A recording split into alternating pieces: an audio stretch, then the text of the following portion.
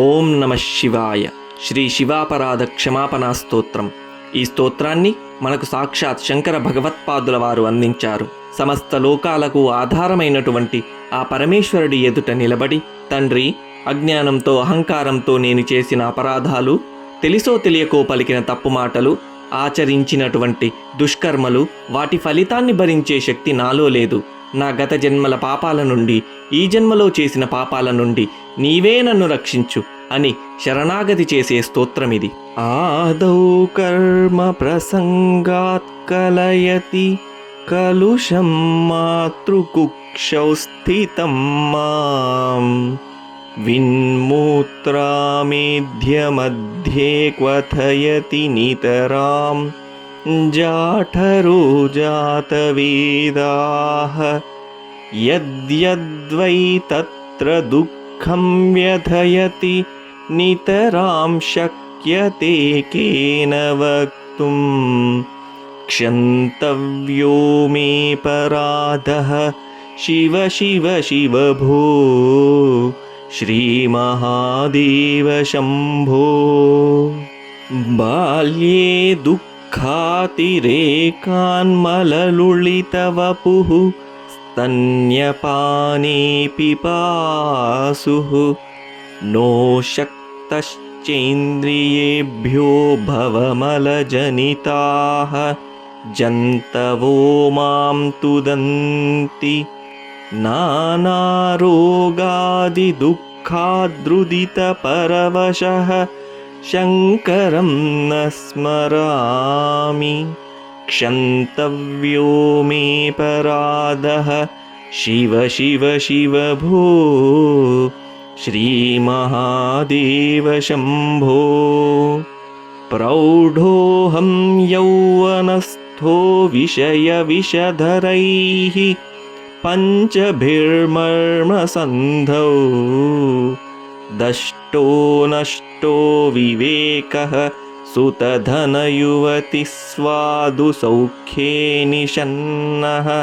శైవీ చింతావిహీనో మమ హృదయమహో మానగర్వాధిరూఢం క్షంతవ్యో మే పరాధః శివ శివ శివ భో శ్రీమహాదేవ శంభో. వార్ధక్యే చేంద్రియాణాం విగతగతిమతిశ్చాధిదైవాదితాపైః పాపైరోగైర్వియోగైస్త్వనవసి వపుః ప్రౌఢిహీనం చ దీనం మిథ్యామోహాభిలాషైర్భ్రమతి మమ మనో ధూర్జటిర్ధ్యానశూన్యం క్షంతవ్యో మే పరాధః శివ శివ శివ భో శ్రీమహాదేవ శంభో. స్నాత్వా ప్రత్యూషకాలే స్నపన విధివిధౌ నాహృతం గాంగతోయం పూజార్థం వా కదాచిత్ బహుతరగహనత్ ఖండబిల్వీదలాని నానీతా పద్మమాలా సరసి వికసితా గంధపుష్పై త్వదర్థం క్షంతవ్యో మే పరాధః శివ శివ శివ భో శ్రీమహాదేవ శంభో. దుగ్ధైర్మద్వాజ్యయుక్తైః దధిసితసహితైః స్నాపితం నైవ లింగం నోలిప్తం చందనాద్యైః కనకవిరచితైః పూజితం న ప్రసూనైః ధూపైః కర్పూరదీపైర్వివిధరసయుతైర్నైవ భక్ష్యోపహారైః క్షంతవ్యో మే పరాధః శివ శివ శివ భో శ్రీమహాదేవ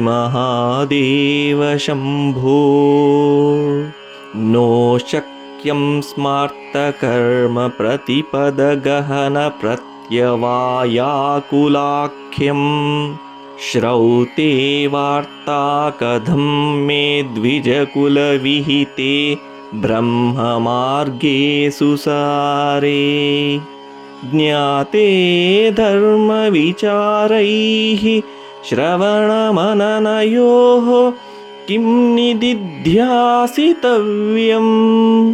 क्षन्तव्यो मे पराधः शिव शिव शिव भो श्रीमहादेव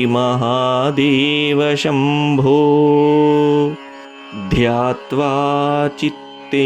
शिवाख्यं प्रचुरतरधनं नैव दत्तं द्विजेभ्यो हव्यं ते लक्षसङ्ख्यैः हुतवः वदने नार्पितं बीजमन्त्रैः नोतप्तं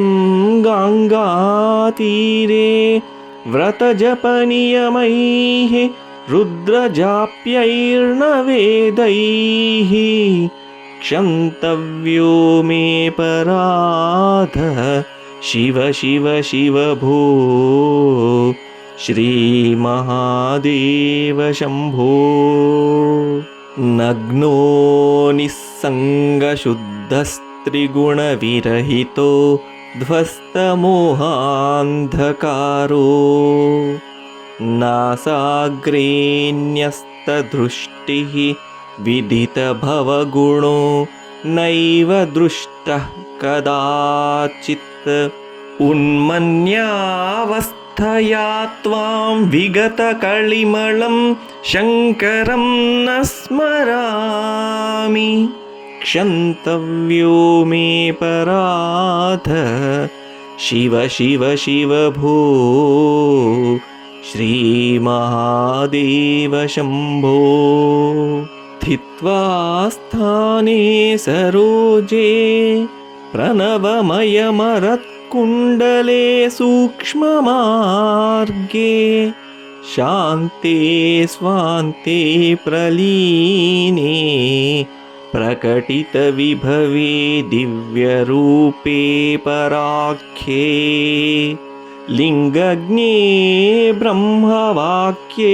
सकलतनुगतं शङ्करं न स्मरामि क्षन्तव्यो मे पराधः शिव शिव शिव भो श्रीमहादेव शम्भो हृद्यं वेदान्तवेद्यं हृदयसरसिजे दीपमुद्यत्प्रकाशं सत्यं शान्तस्वरूपं सकलमुनिमनः पद्मषण्डैकवेद्यं जागृत्स्वप्ने सुषुप्तौ त्रिगुणपदहृतं शङ्करं न स्मरामि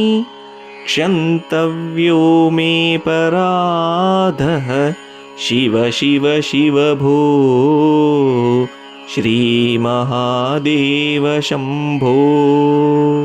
चन्द्रोद्भासितशेखरे स्मरहरे गङ्गाधरे शङ्करे सर्पैर्भूषितकण्ठकर्णविवरे नेत्रोद्धवैश्वानरे दन्तित्वकृतसुन्दराम्बरधरे त्रैलोक्यसारे हरे मोक्षार्थं कुरु चित्तवृत्तिममलामन्वैस्तु किं कर्मभिः किं वानेन धनेन वाजिकरिभिः